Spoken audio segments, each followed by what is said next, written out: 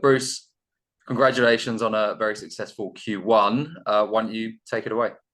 Right, thanks, Peter, and thanks everyone for joining. I'll just share my screen. How's that looking? Good. All right. So look, thanks everybody for joining. The intention today was focused predominantly on the Q1 results at Thunderbird. So with that, I'll step into it. Make sure I've got. Just a very brief recap. I'm assuming everyone on the call knows this, but in case they don't, we are focused on becoming a multi-asset mineral sands company. Obviously, currently the core asset is Kimberley mineral sands, the Thunderbird Mine, and very much delivering stage one. But we do continue to look at other opportunities, and probably at the end I might just briefly touch on what's happening in Brazil and Sri Lanka. To rip right into the Thunderbird sort of Q1.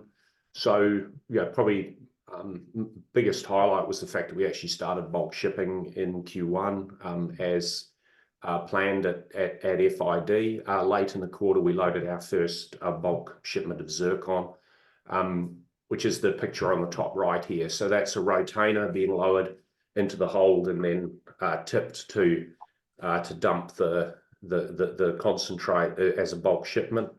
The top right-hand picture is the mine.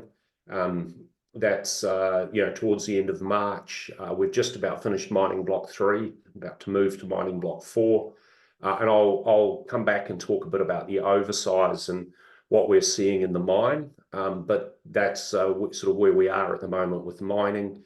And then in the bottom middle picture here is the process plant. In March, you can see significant ilmenite stockpiles, a bit of zircon on the ground, and a small amount of HMC stockpile. So sort of where we were with the process plant. I guess the observation from these photos, March, tail end of the wet season, there is a bit of water around, although we did not have any cyclonic events this wet season, although we did have a fair bit of rain up on site. In terms of production for the quarter, starting first to talk about ore production. So the graph is the cumulative production that we had assumed at the FID, and the brown is the actuals. So we did start in Q4, so we're a little bit ahead. We're now in line with where we said we'd be at the end of Q1, and that reflects the fact that we effectively operated constrained for most of the quarter.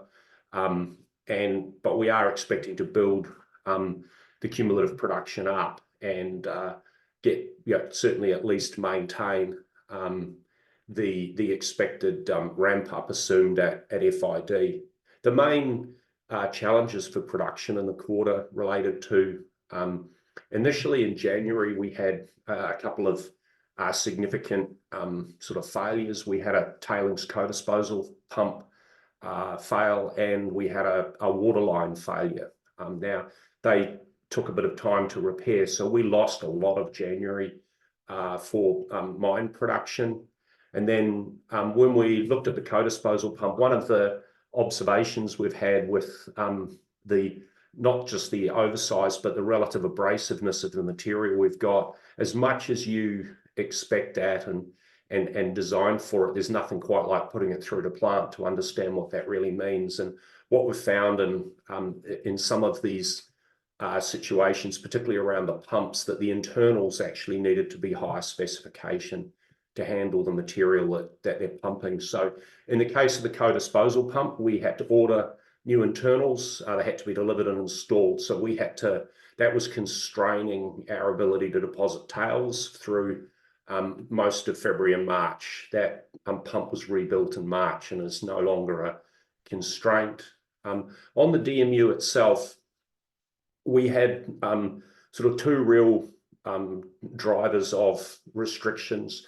One was, again, pump related. The nature of the seals that we used weren't appropriate for the task, and so there was a need to replace the mechanical seals with flooded seals, and that took place during the quarter. Each of the pumps was changed out over time.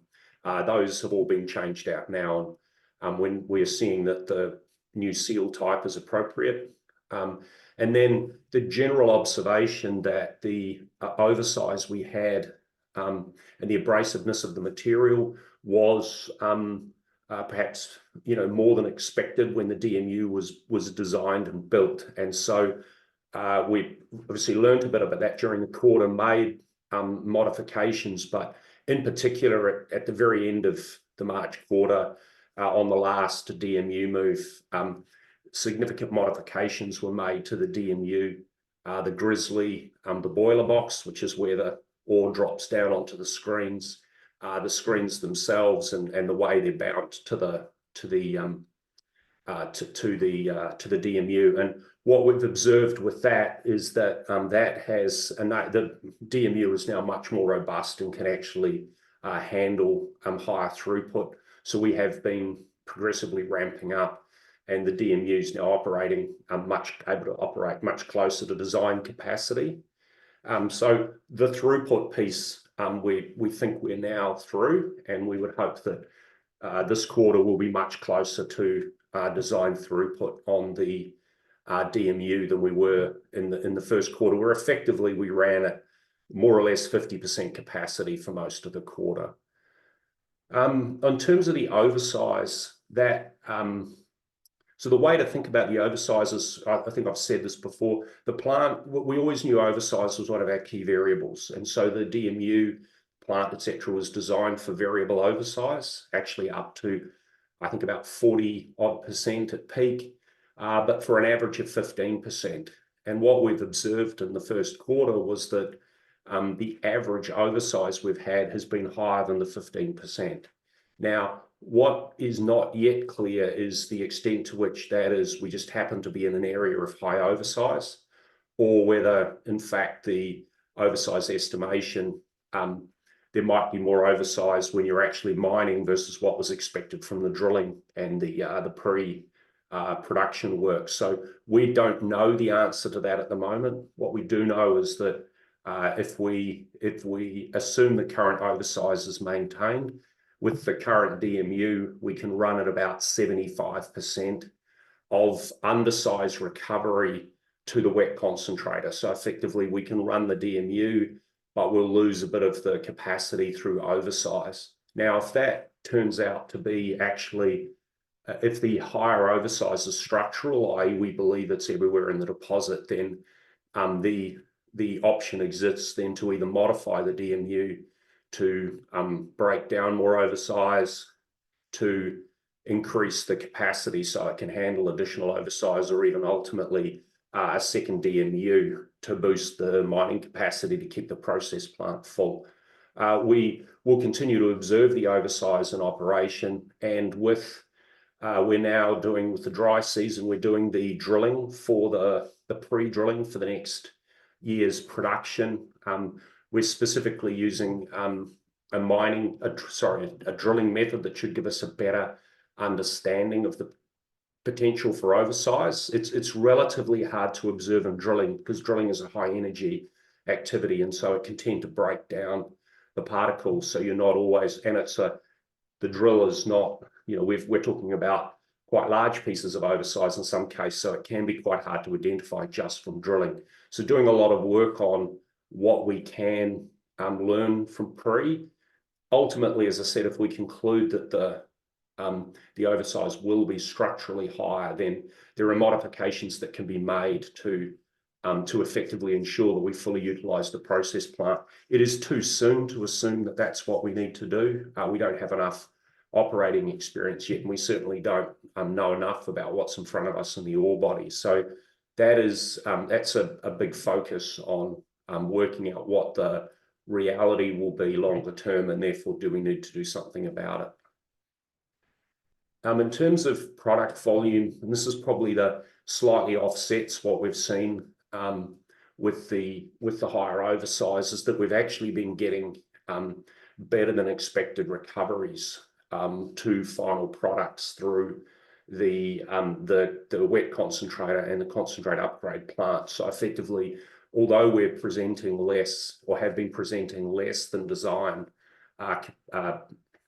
undersize ore to the wet concentrator, ultimately we've been recovering more products from that than we'd expected. So that's partly offsetting that, and hence the comment in the quarterly that if we were to run as we are, fully utilizing the DMU, and the oversize didn't change and we made no other changes to the mining unit, that sort of 75% of ore presented to the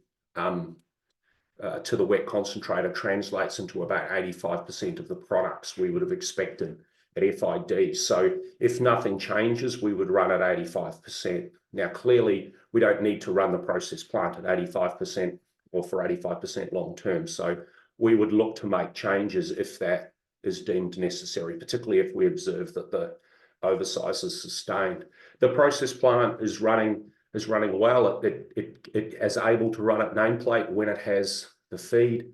As I say, the recoveries are good, and so we're generally happy with what's happening in terms of the process plant itself and recoveries through the process plant final products.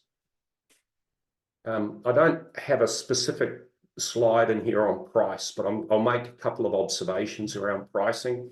I think I've sort of seen, I've had the odd comment from people about price for the non-mag con being, or the zircon concentrate being a little bit less than what they'd expected. I think there's a couple of key things happening there. The first comment I'd make is our plant is designed predominantly to produce an ilmenite con, and well, in fact, that is a primary product. We're seeing good TiO2 recovery there, which is the primary driver of value. And the non-mag con, the plant was designed to produce a product focused on maximizing zircon recovery, and we're seeing the zircon content very consistent with what we'd expected.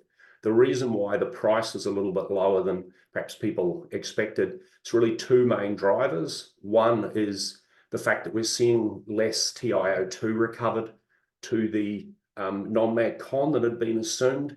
And again, that's something we need to understand more. One of the observations I make generally is that the non-magnetic TiO2 you typically get in a mineral sands deposit is it sort of tends to go different places, and it can end up in ilmenite, it can end up in the non-mag con, and ultimately light sort of middle quantity TiO2 can be lost to tailings as well. So we're trying to part of it's to understand that where that TiO2 has gone, but that reduction in TiO2 is translating probably into about $50 a ton of value for the non-mag con versus what we'd assumed at FID.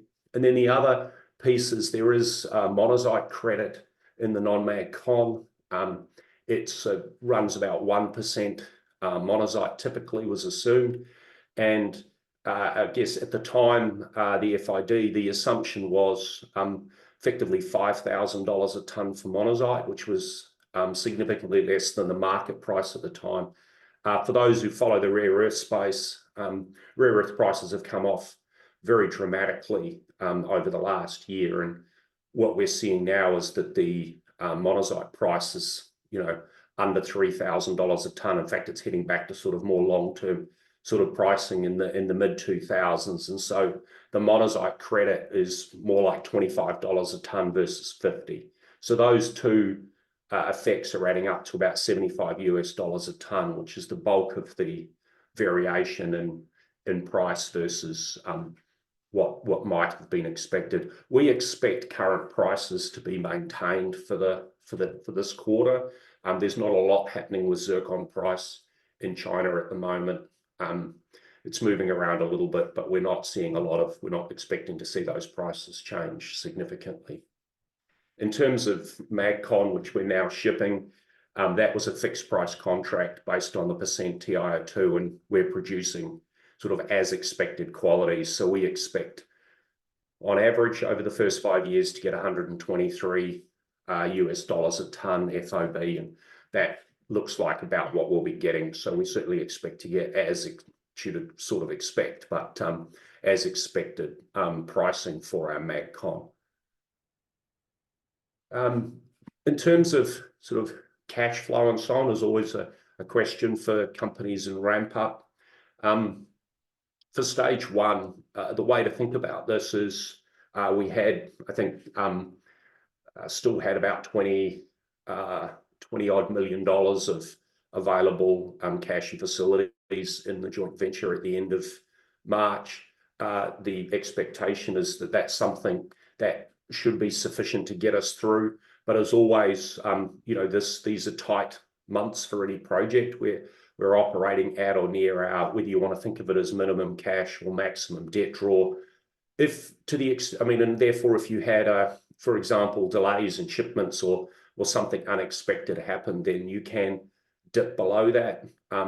We would not expect that there would be if to the extent there was a requirement for support from the shareholders for working capital purposes, that would be something we could fund from our existing cash reserves. We said, given that any shortfall would be a 50-50 obligation between ourselves and Yansteel, we don't anticipate needing to make a payment or to make any payments, and if they were contributions, if they were, we would expect them to be certainly within our capacity to pay them from current cash balance. And to recap on what that cash balance looks like, we had about 20 million dollars Australian in our accounts at the end of March. That's Sheffield, separate from the joint venture. We're looking at continuing to have our sort of $2 million a year of corporate cost. We will be paying this quarter the final option payment for the Brazil project. Of the 2.5 million, we'd contributed one. The remaining 1.5 is now due because with the drilling and the PFS actually using a bit of cash there. That payment will be made this quarter.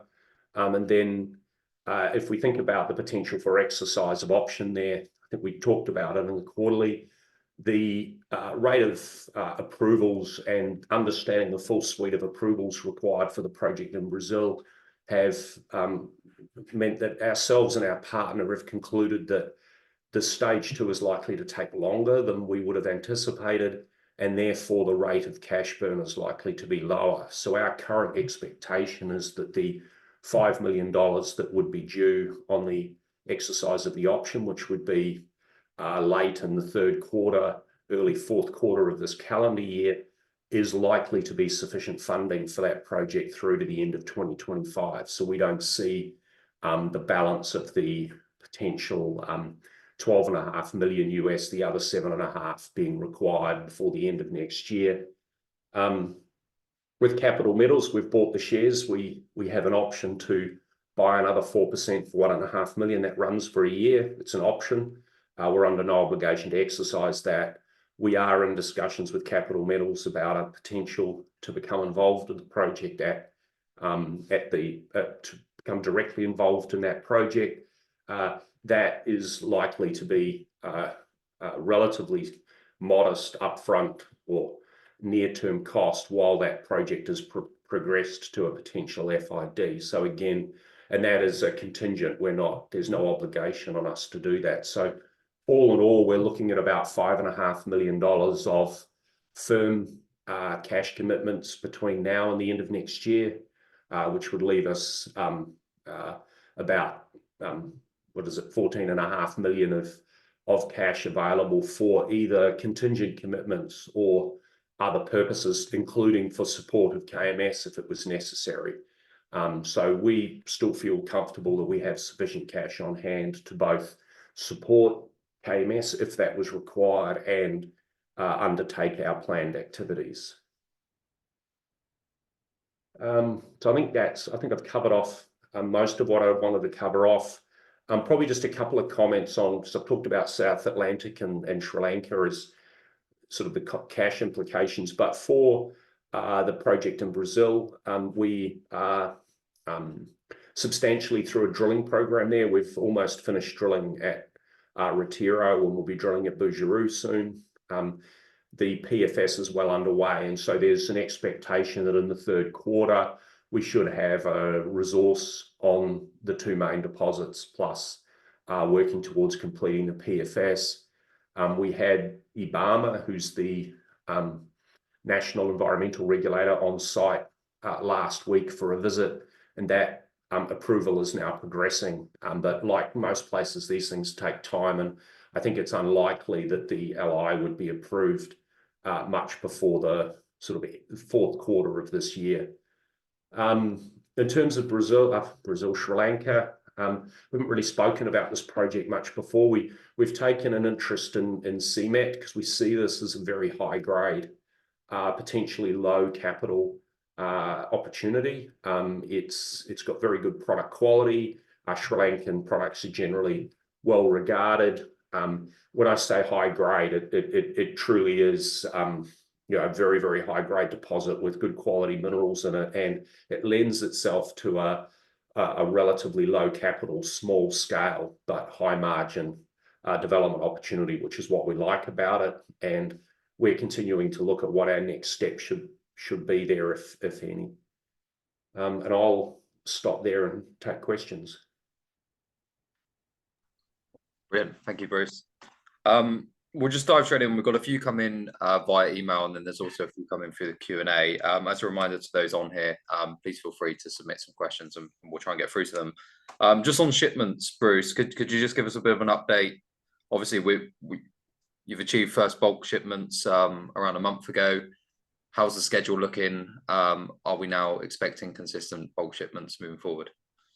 Yes, we are.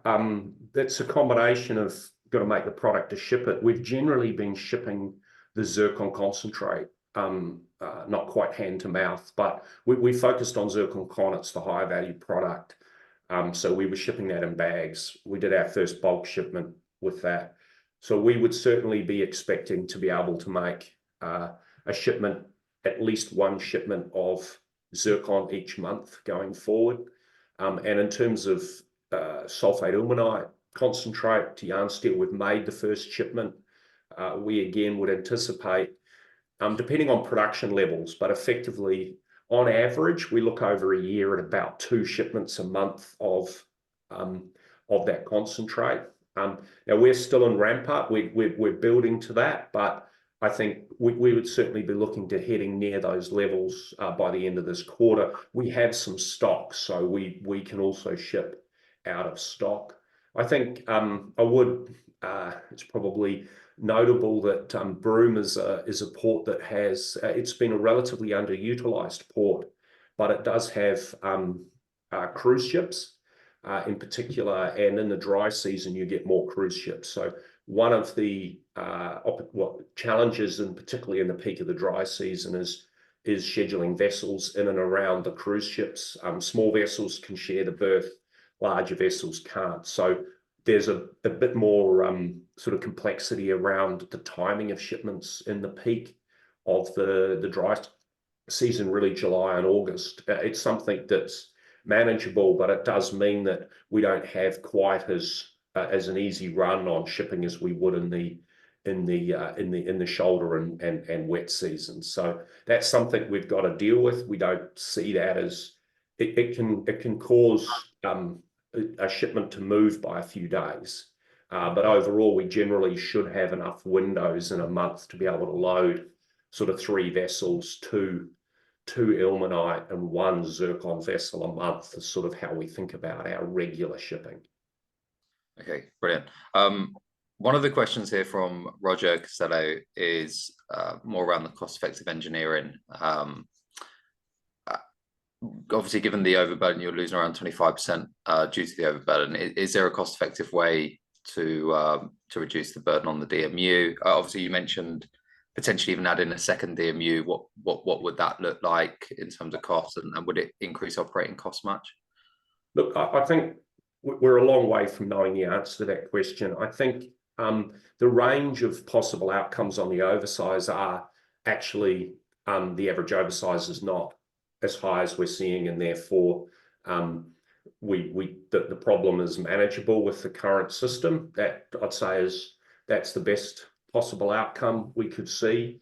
At the other extreme, you conclude that you don't need, what you need is, well, if we wanted to duplicate the DMU, which, considering we're talking about a 25% loss of effective capacity, not 50%, you wouldn't do. A duplication is a circa 20 million Australian dollar type of exercise. It wouldn't dramatically change the unit operating cost, because effectively the fixed cost would spread over. I wouldn't see that. It wouldn't have a big operating cost benefit impact. It would be more about the capital required to do that.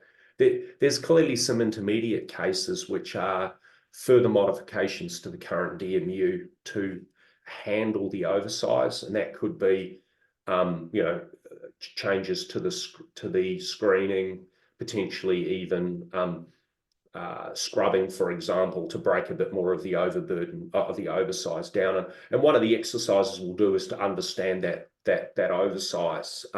The assumption has always been that oversize is either low mineral content, or the mineral content would be low value.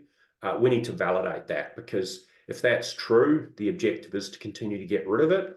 That would imply certain modifications that are designed to handle that. If it turns out that there is more valuable material in there, the other alternative is to consider modifications to actually recover a bit more of that to undersize. So I think there are a number of solutions there, but I would think about this as a $20 million problem, not a $100 million problem. It's of that scale. If capital investment is required, it's not a significant. It's not, the way I would put it is, I'd rather have an undersized mining plant than an undersized process plant, because that is a big ticket item to fix. So we know that at the end of the day, duplication of the mining plant would work. It would have that kind of cost. Okay, perfect. One of the questions that's coming through email: in which quarter are you anticipating operational profitability at the moment? Depends how you measure it. I would expect on a pure P&L, on a revenue over cost perspective, I would expect the current quarter is close to being profit, the current quarter being the June quarter. However, from a pure cash perspective, we are still building working capital. We are still in ramp up, and we're also transitioning from some of our early shipments we did on a prepayment basis. It was something our clients were happy to do as a way of supporting a new operation. We are transitioning all our sales to letter of credit, which means they move on to payment terms. So even with the prepayment, there was some deferral. So what we find in the current quarter is there is also some working capital build as we transition from prepayment to post-payment, particularly for zircon concentrate. So I think this quarter will be sort of, I would like to think, operating cash flow break even. We probably operating profit positive, and we get through that working capital build, and then I would expect Q3 to be clearly cash flow positive at the operating level. Perfect. Just going back onto the oversize, something that you have mentioned in the past is ripping and running the dozers over it. Have you started doing that already? Is that seeming to improve? I mean, we've, as always with these things, we haven't been doing nothing. The team have tried a few different things. So in fact, the team have changed the way we, it seems pretty trivial, but in terms of the direction in which you do the ripping, and then the direction of the push. And it turns out that it's better to push effectively, instead of pushing across the face and then down, you work straight down the face. And what that does, it means you're cutting through all the layers of the ore. That seems to give us more consistent feed, and it gave us more consistency in the oversize, and it did shift the oversize around a bit. So we think we've got a better way to do that, but we're probably at the optimal way of mining now for where we are in terms of oversize, and it's really a matter of working out if that is representative of the deposit overall, or whether we just happen to be I hate to use the term unlucky, but it is true that we could have been unlucky that we happened to be in an area of high oversize where we started. I think I do get a question sometimes about, well, you should see this from drilling or whatever. The drilling's on about a 250-meter spacing. So, these big holes don't have very many drill holes in them. You can miss a lot between 250 meters. Our deposit's quite homogeneous from a mineralization perspective, so you don't need the drilling for that. It's very consistent, and drilling isn't necessarily the best, or certainly depending on the method of drilling, doesn't necessarily give you the best understanding of what's happening with oversize. So it's all about, can we improve our understanding of the sort of the geotechnical things, the oversize and the hardness, both in terms of overburden stripping, so we have a better understanding of what's coming next for our waste mining, and then oversize, so that we either know what's coming and it's okay, or we can identify what modifications we should make to handle that higher oversize. This is quite an interesting question. Has there been any feedback from the vendors as to the quality of the product? Yeah, so we've now made we made the initial bag shipments, followed up with bulk. Generally, the product is as expected, so we're realizing the prices we expected. We've always identified, I think everyone should be aware that when we had an MSP, it had a HAL circuit in it, a hot acid leach. And the hot acid leach basically is designed to remove iron contamination and iron staining from zircon. Now, very few processors in China have one of those. So what happens is they process this material, and they recover most of it as standard. And then they blend that, they'll get a bit of premium, they'll blend it here and there. So the quality of the material is pretty good from a zircon perspective. It has higher iron as expected, unless you do the hot acid leach. So that's something that some processors may choose to do in the future. But effectively, the product is, we didn't expect to be shipping a product that was predominantly premium, and lo and behold, they're not receiving a product that's predominantly premium. So that's as expected. So the customers are continuing to take the material. We've sort of adjusted price a little bit as we've gone along to reflect the quality, but there's been no, it is largely as expected. Okay. One of the questions is, what is the relationship or ratio between cash costs, so $M2, and cash costs dollar per ton produced? Sorry, Pete, what was that? I didn't quite follow that one. So the question is, what is the relationship or ratio between cash costs, and then in brackets, $M2, close bracket, and cash costs dollar per ton produced? Well, I don't know if I really understand the question. Okay, all right, we'll move on to another one. Look, on cash costs, what I'd say is second quarter of production running well below full throughput, costs pretty, certainly unit costs pretty meaningless at this stage. We have a pretty good, we're building our understanding of where we are, but you can take there's no real insight into the cost structure from the first quarter's figures. We're just not enough throughput to be able to meaningfully comment on that. Okay. Can you just talk a little bit about sort of planned equipment and contracted labour availability during the quarter, and how that's set to continue? Yeah, certainly for ourselves, we continue to be a low turnover operation as the operator. Our employees, we are predominantly West Kimberley based, which helps. We do have some turnover. It would be weird to have none, but we don't have the high turnover that's often associated with FIFO.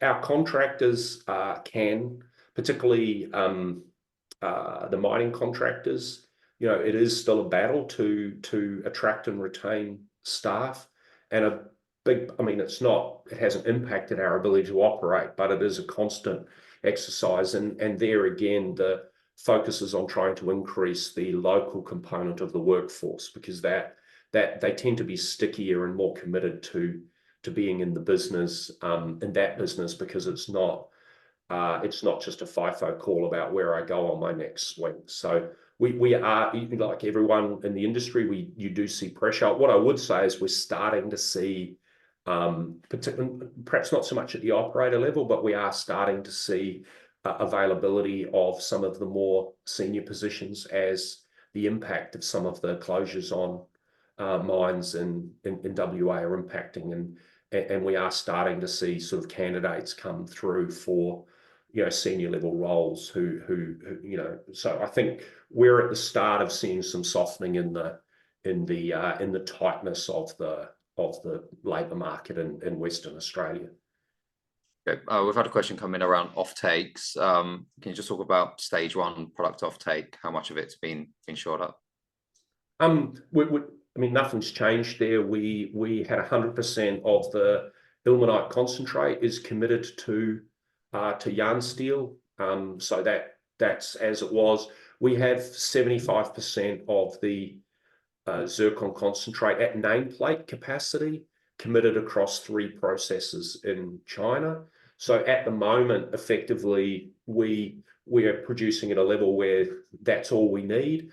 We have sent and continue to work to send small parcels to other potential buyers. There is interest from others in buying that product. We have interest from some of our existing customers to buy the balance of the 25%. But as it stands today, still 100% on sulfate ilmenite, 75% contracted for 5 years on the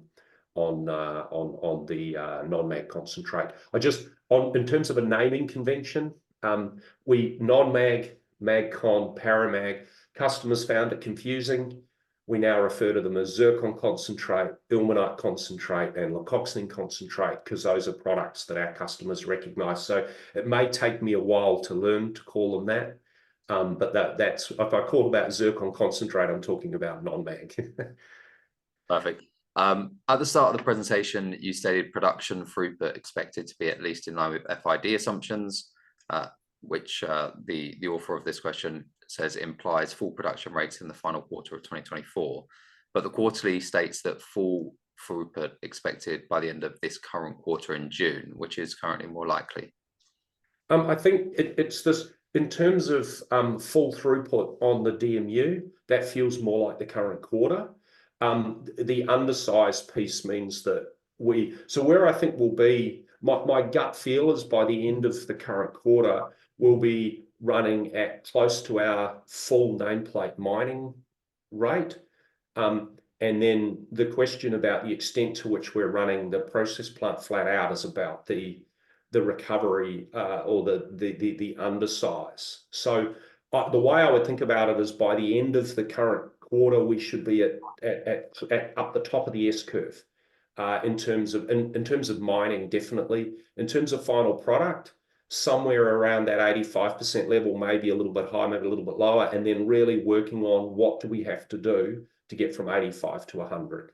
And that's quite a normal situation for ramp up. We have a very specific thing we're focused on here around the oversize. Absent the oversize, I think we would be ahead of the original forecast of the end of this calendar year for nameplate capacity. I know you have touched on this, but one of the main questions that have come through by email and also on the chat is, how consistent is this oversize throughout the full ore body? I know you've said that obviously you're doing more drilling and it's hard to tell at the moment, but I guess anecdotally or even based on your own assumptions. Yeah, look, we as I've said, we always knew it was variable. So it was going to vary between, I think even 0 up to about 40%, depending on where you were in the deposit. So the whole idea was even more, actually, so that the idea was the DMU was sized so in areas of high oversize you could handle that. However, it was never intended that you ran at that full production continuously, and so it would balance out over time. I think if we knew the answer to that question, we'd know what we were going to do next. We did not expect to see the average we're seeing here, and what we don't know is the extent to which that is, because the average over the ore body is higher, or whether, as I say, and the drill coverage, we've actually been mining under stockpiles. So we've even some of our pre-mining drilling, we haven't had the increased coverage. So I think it's just too early to answer that question, but it was never assumed to be consistent. It was expected to be variable depending on where we were in the ore body. When's the next time that the DMU will be moved and you'll be testing out a new area of the ore body? I mean, we because of the way the DMU moves, you're moving into the next area. So different area of the ore body, it's the next block, and the extent we're not jumping somewhere else to see what's over there. The DMU moves about every 4 to 6 weeks. You move the DMU, and so we are looking at a DMU move is imminent to the next DMU move. One of the questions is that you mentioned first sulfate grade ilmenite. Do you mine or produce chloride grade ilmenite? What is the percentage of total output? The ilmenite concentrate, the ilmenite that's recovered from when our partner roasts it and separates it out, if you remove all of the titanomagnetite, you end up with an ilmenite that's about 55% TiO2. They're unlikely to do that. They're probably more likely to target 50 or 51, but doesn't matter. That ilmenite, if you look at its composition, is sulfate ilmenite. It's not chloride ilmenite. So if you were to process that ilmenite, it would all recover as sulfate. To the extent that there is higher, I mean, the way to think about this is you have a continuum of ilmenite from, I don't know, somewhere in the 40s to the high 80s, and you'll have all of it. And it's where does it go? Now, our higher TiO2 ilmenites are reporting to they're reporting to the non-mag fraction. So that becomes the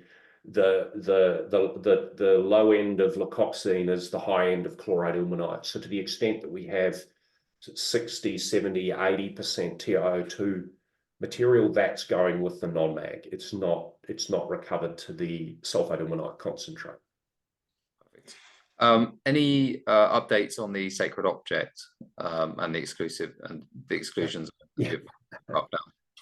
No, not yes and no. It's still there. The buffer zone is still in place. There has been we've had a visit with the traditional owners to inspect the object along with anthropologists and to look in the general area, and but there has been no decision made about the extent to which what the final status of that object will be. Okay, perfect. One of the questions from Anonymous is, obviously the share price has continued to languish despite major milestones being achieved recently. Obviously you've reached production, you've got shipping underway, you've got cash flow, etc. Do you receive any investor/institutional feedback regarding the main reasons for investment resistance, given the apparent or substantial value proposition? Look, I think it's kind of interesting. You get the feedback from existing holders is, they're happy. Talking about institutional type holders, they've got their position. They can't meaningfully change that in the market. They're not sellers. They might be buyers if they could get enough. Then you have, we do continue to do a lot of marketing, particularly looking to new investors.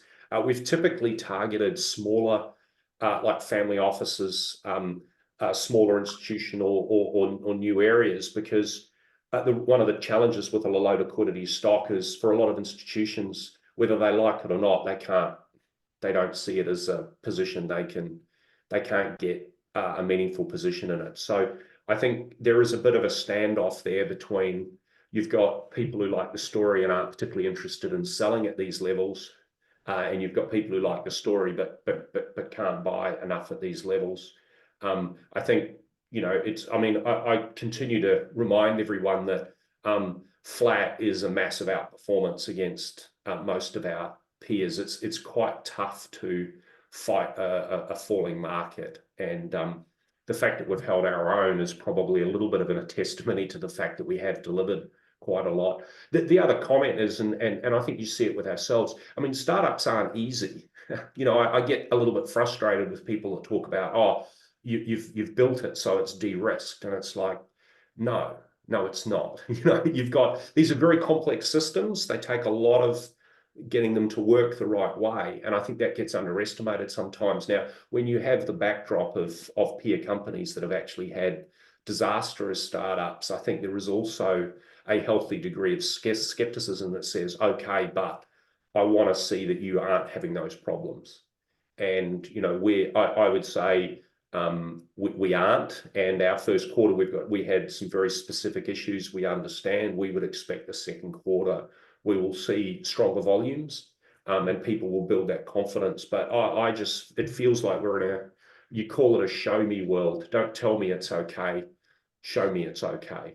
And, you know, we're not there yet. We have another quarter to demonstrate production, particularly the DMU. So it makes it clear that our remaining issue is the oversize. It's always good to be dealing with one, not five issues from a production perspective.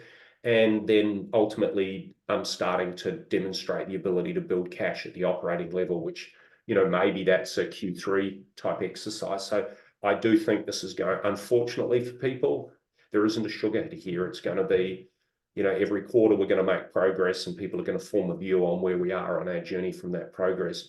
I would remind everyone we are pretty much where we said we would be. You know, we're producing at about the level we had expected. Now we're probably a little bit behind on sales because getting up and running through the port has proved, you know, it's just, again, it's a complex system getting up and running. So that's what we need to do. We need to be regularly making shipments now. Good. Can you just talk a little bit about reconciliation and a bit about the 13.6% THM grade mined?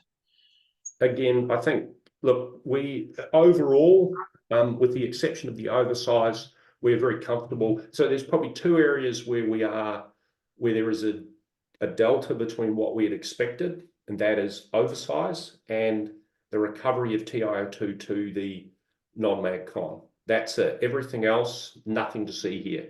I think largely as expected. And I think, again, there's no, you know, whether the issue is not whether the grade is 13.6 versus 13.8 or 14. The issue is whether you're presenting, if I present 1,000 tonnes an hour to the DMU, whether I get, you know, whether I